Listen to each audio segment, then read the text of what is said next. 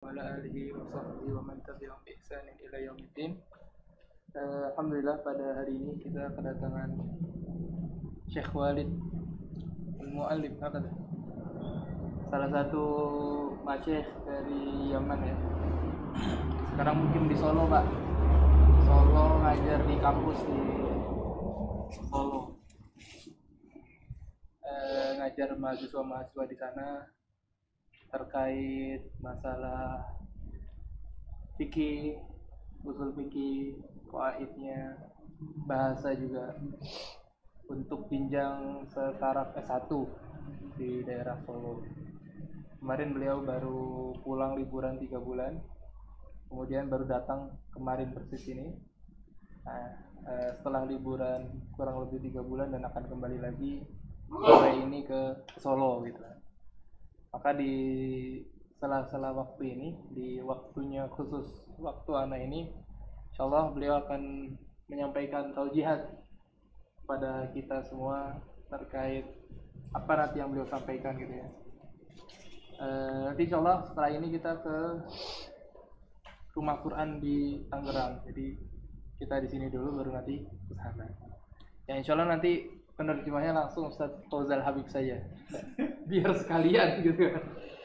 Atau tanpa penerjemah, Pak? Hah? Ya udah paham. Hah? Tanpa penerjemah atau pakai penerjemah? Hah? Pakai penerjemah? Hah? Bantu. Baik, Ustaz, silakan, ada faedah-faedah penting dicatat gitu ya. Badun antum tas'alhat fikihum yata'awad bil lughatil arabiyyah. Badun yatahaddatsuna bil lughatil arabiyyah wa badun la yatahaddatsuna. Baik, kemudian kesempatan kami berikan kepada Syekh dan Ustaz Fauzal Habib. Hah?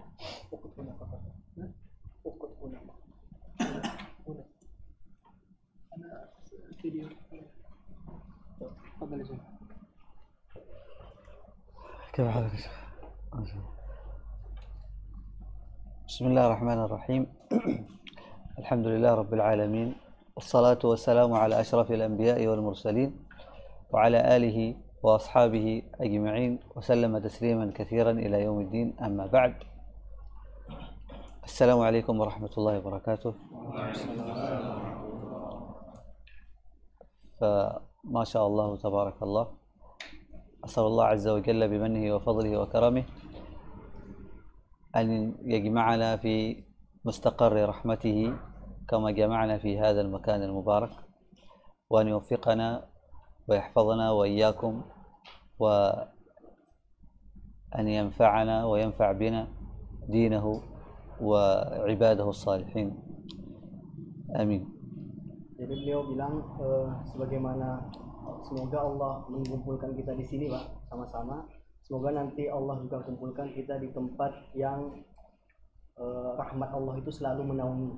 Seperti itu. Juga semoga Allah lindungi kita dari segala bahaya, dan Allah jadikan kita orang-orang bermanfaat dalam agama, dan bisa bermanfaat untuk agamanya Allah.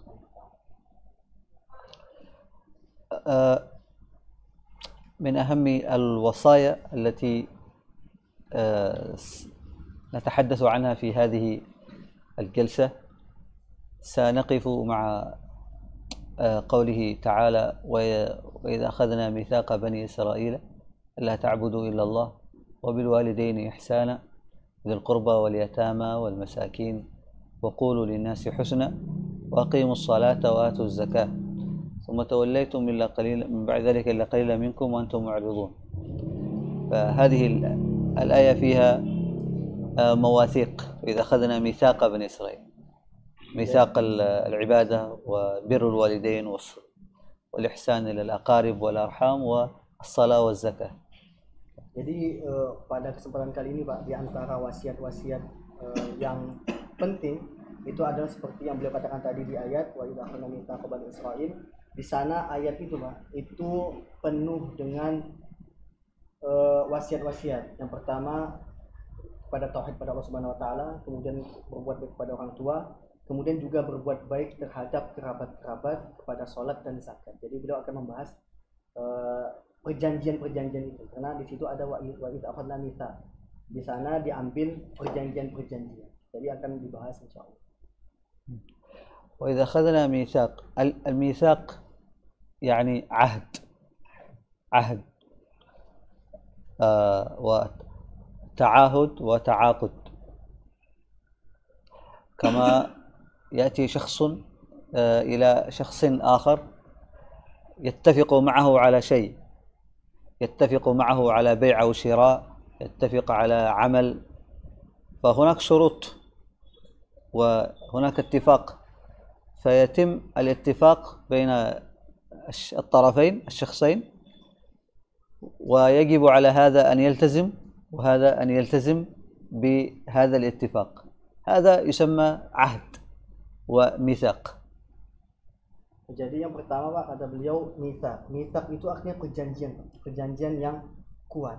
Itu kita bayangkan kalau di kita sekarang ada dua orang yang saling berjanji satu sama lain, entah perjanjian jual beli atau perjanjian dalam kontrak kerja seperti itu.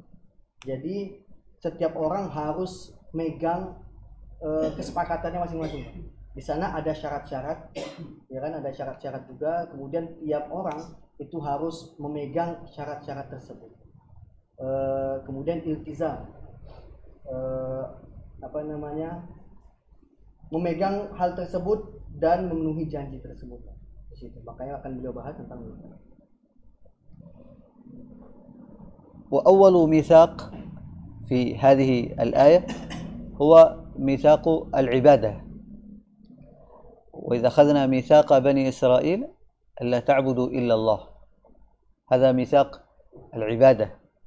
الله سبحانه وتعالى أخذ علينا الميثاق والعهد ألا نعبد إلا الله، وهذا العهد والميثاق زمانه قبل أن نخلق في عالم الذر، ما زلنا في أصلاب آبائنا وأمهاتنا. أخذ الله هذا العهد على بني آدم جميعا، كما قال الله سبحانه وتعالى: وإذا أخذنا من بني آدم من ظهورهم ذريتهم، وإذا أخذ الله من بني آدم من ظهورهم ذريتهم وأشهدهم على أنفسهم ألست بربكم قالوا بلى. هذا هو ميثاق. فلهذا يجب على كل إنسان من بني آدم أن يعبد الله سبحانه وتعالى. فمن عبد غير الله سبحانه وتعالى فقد نقض هذا الميثاق وخان هذا الميثاق. Jadi perjanjian pertama Pak yang dilakukan oleh manusia kepada Allah Subhanahu wa taala itu adalah tauhid. Menyembah Allah Subhanahu wa taala. Bahkan perjanjian itu Pak, itu perjanjian terjadi sebelum kita diciptakan. Sebelum kita diciptakan. Makanya tadi beliau bacakan ayat alastu bi rabbikum, waktu ayat Allah bertanya kepada kita. Kita nggak sadar, tapi itu perjanjian pertama yang kita buat dengan Allah Subhanahu wa taala. Makanya orang yang menyembah selain Allah itu pada hakikatnya telah mengkhianati niat tersebut atau mengingkari janji tersebut. والعبادة هي أول أمر في القرآن، أول أمر ستجده في القرآن في المصحف هو الأمر بالعبادة. فحينما نقرأ سورة الفاتحة ليس فيها أوامر، ليس فيها فعل أمر افعلوا أو افعلوا كذا، ليس هناك أمر في سورة الفاتحة. في الصفحة الأولى والآيات الأولى في سورة البقرة لا يوجد أمر. أول أمر في القرآن هو قوله تعالى: يا أيها الناس اعبدوا ربكم الذي خلقكم والذين من قبلكم لعلكم تتقون. فهو أول أمر موجود في المصحف، وهو الغاية التي خلق الله الناس والجن لأجلها، وما خلقت الجن والإنس إلا ليعبدون.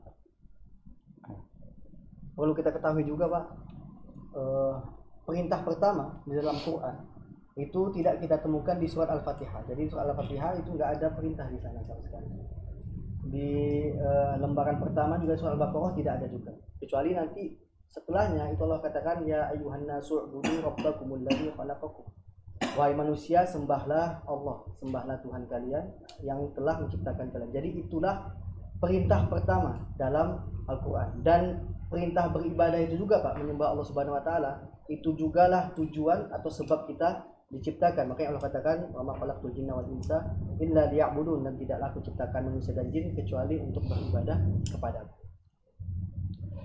وهذه العبادة لابد أن تكون موافقة لشرع الله سبحانه وتعالى.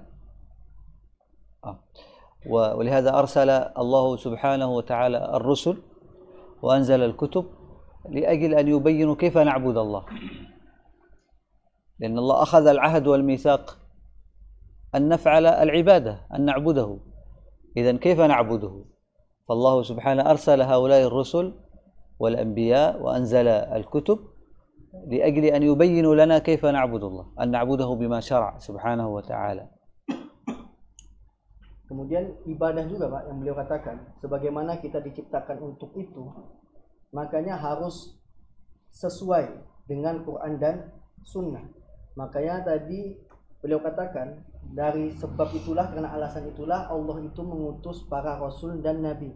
Untuk apa? Untuk menjelaskan kepada kita bagaimana kita menyembah Allah dengan benar. Perlu kita ketahui juga tadi, ibadah itu adalah janji kita kepada Allah Subhanahu wa Ta'ala. Jadi beliau akan jelasin kenapa Rasul itu diturunkan ke bumi, maksudnya diutus untuk menjelaskan bagaimana cara kita untuk beribadah.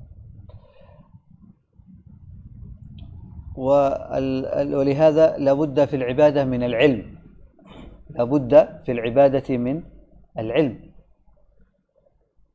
فاعلم أنه لا إله إلا الله واستغفر. الاستغفار عبادة وعمل، وقبل هذه العبادة وقبل العمل لابد من العلم، فاعلم. لهذا قال الإمام البخاري بدأ بالقول قبل العلم، بدأ بالعلم قبل القول والعمل، بدأ بالعلم قبل القول والعمل. فاعلم أنه لا إله إلا الله واستغفر، لأن الإنسان إذا عبد الله سبحانه وتعالى، صلى أو فعل أي عبادة بجهل، فربما الله سبحانه وتعالى لا يقبل هذه العبادة، لأنه فعلها عن جهل، فعلها تقليدا. رأى الناس يصلون فصلى، رأى الناس يصومون فصام، ويفعل كما يفعل الناس. فهذه عبادة قد تكون صحيحة، لكن هذا الشخص آثم. لماذا يأثم وصلاته صحيحة وصيامه صحيح؟ لأنه عبد الله بلا علم. هو يقدر، يستطيع يتعلم، لكنه لم يتعلم. فلهذا هو يأثم، لأنه ترك العلم. ولهذا يجب على المسلم أن يتعلم ما تصح به عقيدته، وما تصح به عبادته، وما تصح به معاملته ومناكحته، وما يحتاج إليه في حياته من الضروريات. Jadi kesimpulan dari yang beliau katakan tadi Pak, salah satu hal yang harus dimiliki seseorang sebelum beribadah itu adalah kapasitas ilmu Pak. Jadi ilmu sangat penting. Karena nanti dengan ilmu dia bisa membedakan apakah sholatnya ini sah atau nikahnya ini sah. Makanya beliau katakan juga tadi, kalau orang itu beribadah mengikuti orang lain saja, maksudnya melihat orang sholat, melihat orang puasa, tanpa dibarengi dengan ilmu, padahal dia bisa untuk menuntut ilmu, maksudnya dia punya waktu dan punya kemampuan untuk belajar, orang yang seperti ini bisa jadi berdosa dan amalannya itu tidak diterima. Karena apa? Dia menolak untuk belajar, padahal dia mampu, seperti itu. Jadi ilmu itu sangat penting yang harus kita kerjakan, menuntut ilmu itu tadi. إذن هذا الميثاق الأول، العبادة باختصار. الميثاق الثاني أمر الله سبحانه وتعالى ببر الوالدين وبالإحسان إلى الأقارب واليتامى والمساكين. فهناك ميثاق لله سبحانه وتعالى وهو العبادة، وهناك ميثاق آخر هو للخلق، كما قال النبي صلى الله عليه وسلم لمعاذ رضي الله عنه: أتدري ما حق الله على العبيد وحق العبيد على الله؟ قال الله ورسوله أعلم. يعني هناك حق لله على عبيده على الناس، وهناك حق للناس على الله تفضل الله به. الله لا يجب عليه شيء، ولكن فضل من الله على عباده. فقال أتدري ما حق الله على العبيد وحق العبيد على الله؟ قال الله ورسوله أعلم. قال حق الله على العبيد أن يعبدوه لا يشركوا به شيئا، وهذا معنى إذا أخذنا ميثاق بني إسرائيل لا تعبدوا إلا الله، هذا ميثاق الله. وحق العبيد على الله ألا يعذب من لا يشرك به شيئا. من لا يشرك بالله وعبد الله ووحده فإن الله لا يعذبه. هذا حق تفضل الله به سبحانه وتعالى على عباده وأخذه على نفسه، وليس واجبا على الله.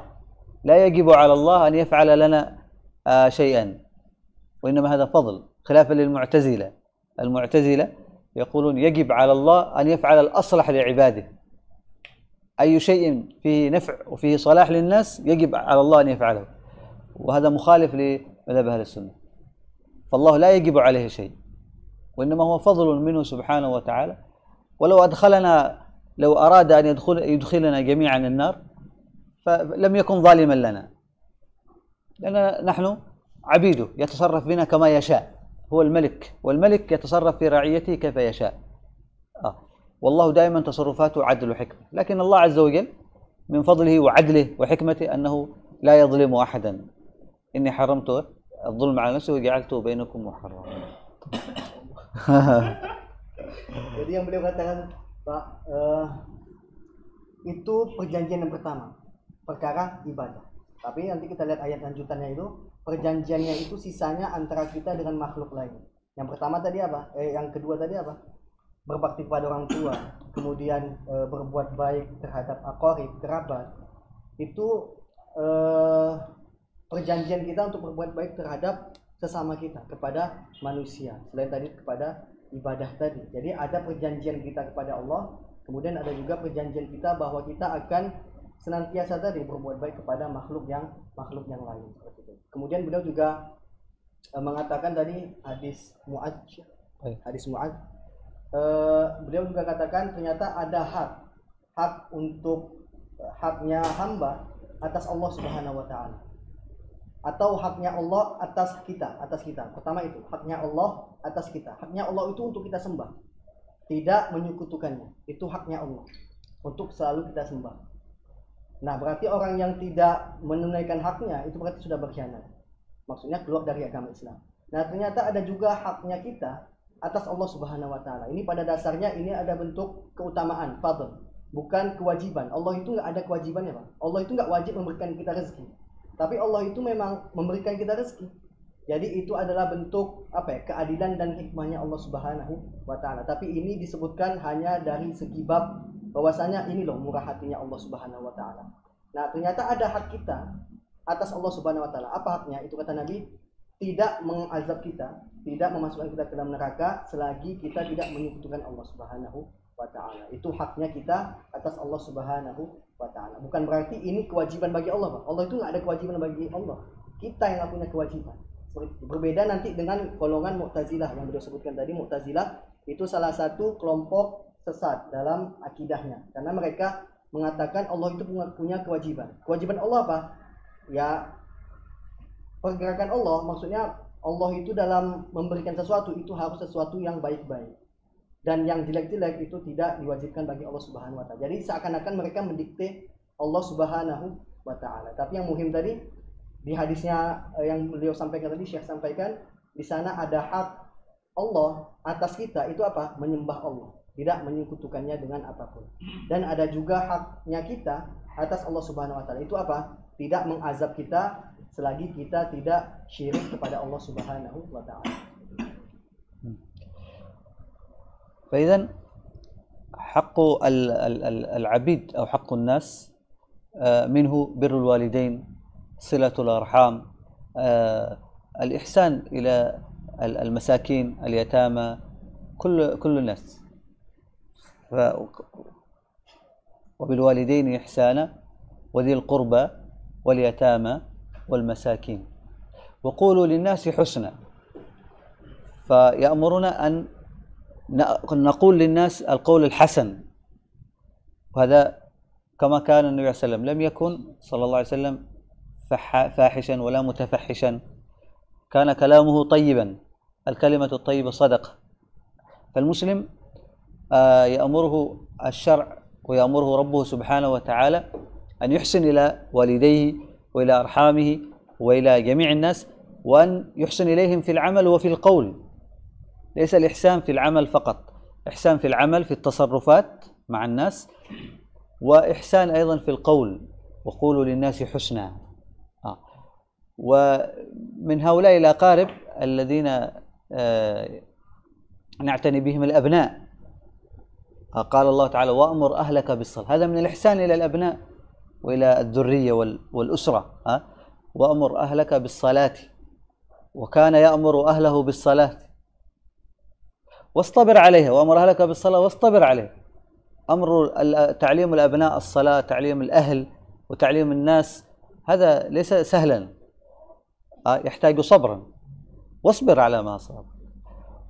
وكان إسماعيل كما مدحه الله بقوله كان يأمر أهله بالصلاة، وقوا أنفسكم وأهليكم نارا. فهذا من الإحسان، من أعظم الإحسان إلى الوالدين، إلى الأبناء، إلى الأقارب والأرحام والجيران. من أعظم الإحسان إليهم أن نعلمهم ونعلمهم دينهم، ونحثهم على العبادة ونأمرهم بالعبادة، ولكن برفق وإيش؟ برفق وحكمة مع صبر. Jadi selaras tadi Pak dengan hak-hak tadi, hak Allah, hak makhluk. Ternyata kita ini selain kita punya hak kepada Allah Pak, kita juga punya hak terhadap makhluk. Makhluk yang lain itu punya hak atas kita. Yang pertama apa tadi? Berbuat baik kepada orang tua. Jadi haknya orang tua atas kita itu adalah kita berbuat baik kepada mereka. Kemudian berbuat baik kepada kerabat-kerabat. Tadi seperti yang kita sampaikan, kepada orang miskin, kemudian para yatim.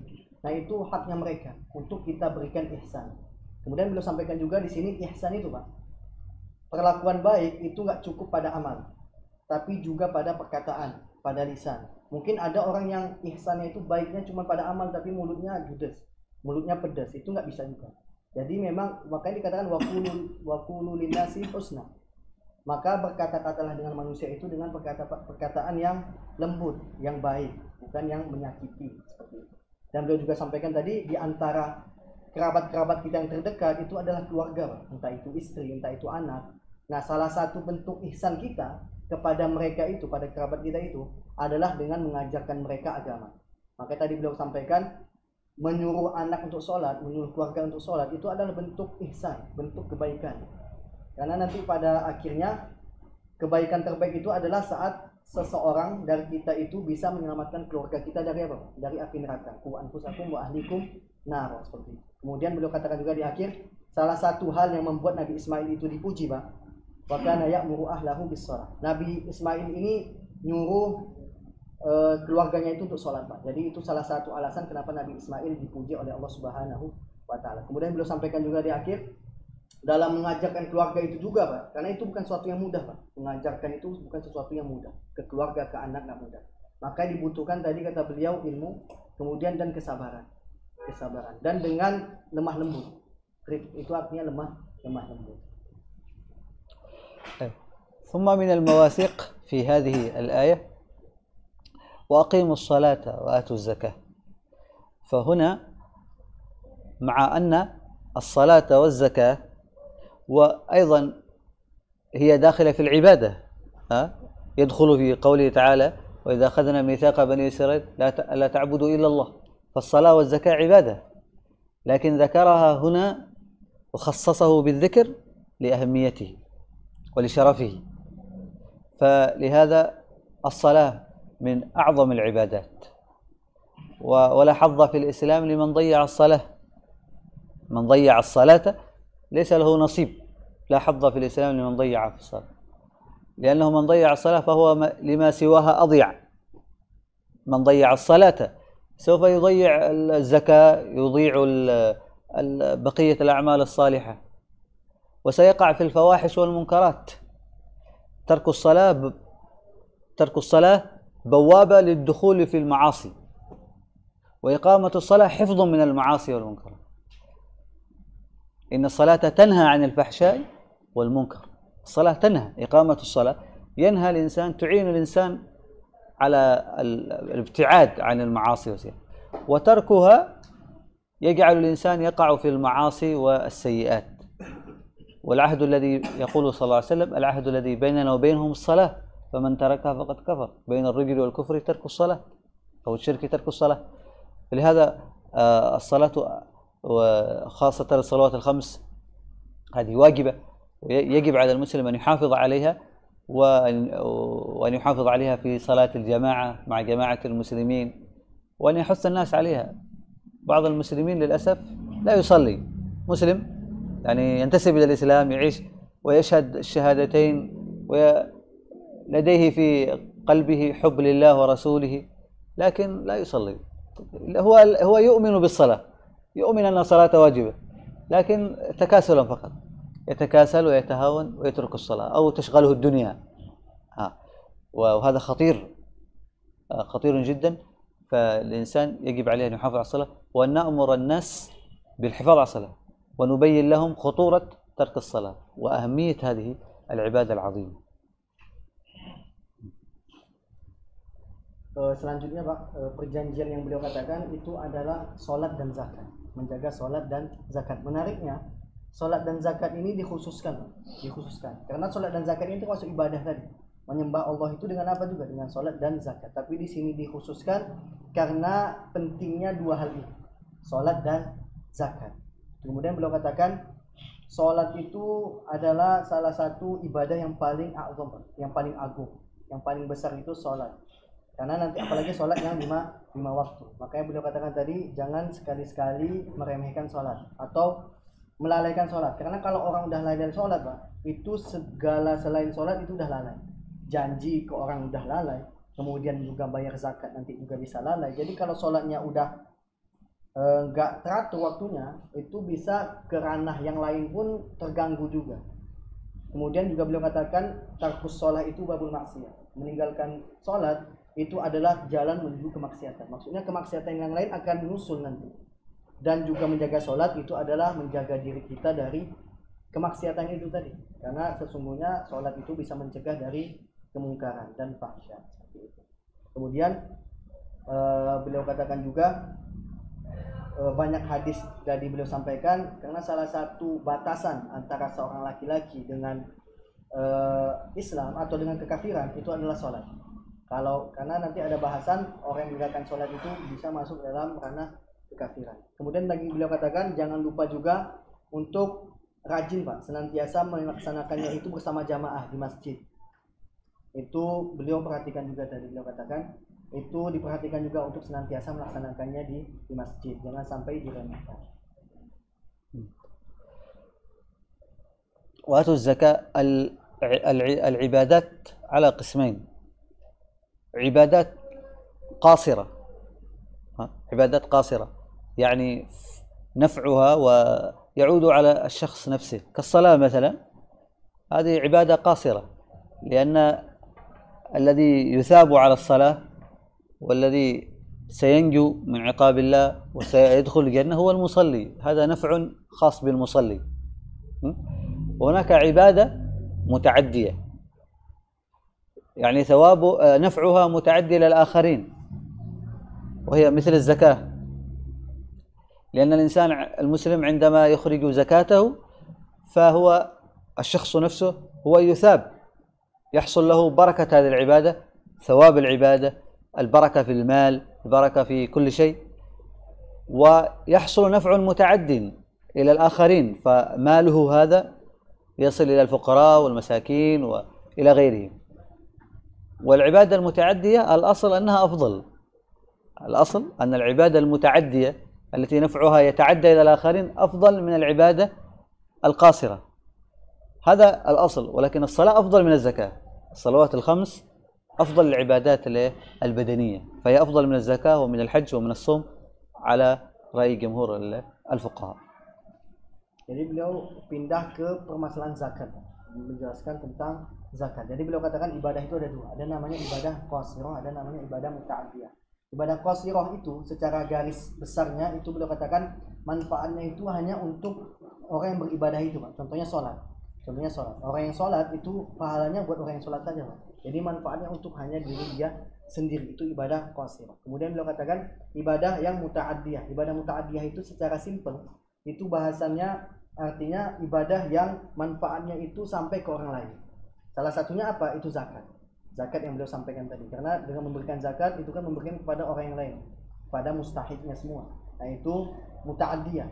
Orang lain juga mendapatkan manfaat. Nah, beliau katakan juga tadi ibadah yang muta'addiyah yang memberikan kebermanfaatan buat orang lain itu bisa jadi ibadah yang afdal daripada ibadah yang qasirah yang manfaatnya hanya untuk dirinya sendiri. Tapi pada asalnya, Pak, kalau permasalahannya dengan sholat itu lebih afdal daripada ibadah yang lainnya. Sholat lebih afdal dari zakat, sholat lebih afdal dari haji, kemudian dari yang lainnya itu sholat lebih afdal karena sholat ini seperti yang beliau katakan itu a'zamul ibadah, itu adalah ibadah yang paling agung. لكن هل يمكن أن تكون الصلاة عبادة متعدية؟ الصلاة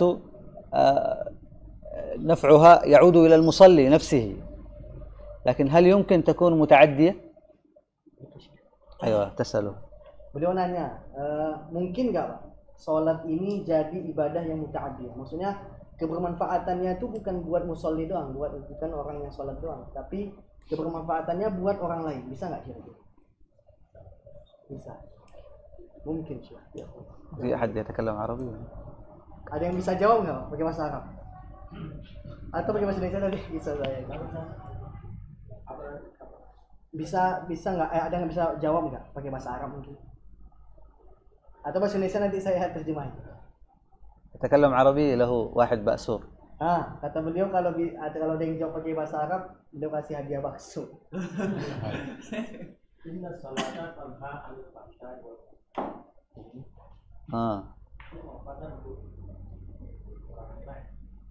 Ayakul di istidlal innallaha tanha inna salata tanha 'anil fahsya'i wal munkar yani yu'addi ila al-akharin لا يعتدي على الآخرين. هكذا. أيوه. عندك جواب؟ أحسنتم. هو صحيح هذا إن الصلاة تنهى عن الفحشاء. الذي يصلي هو نفسه لا يفعل المعاصي، صحيح؟ لكن عندما يترك المعاصي فهو المعاصي ما هي؟ معاصي اعتداء على الناس، صحيح؟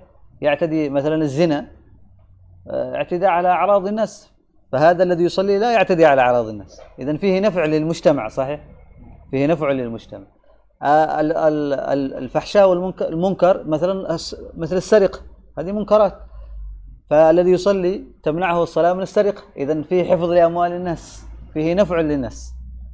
وكل هذا كل المعاصي إذا نفكر فيها سنجد أنها الصلاة فيه فائدة متعدية، في حفظ للمجتمع لأعراض المجتمع، لأمواله، للدماء.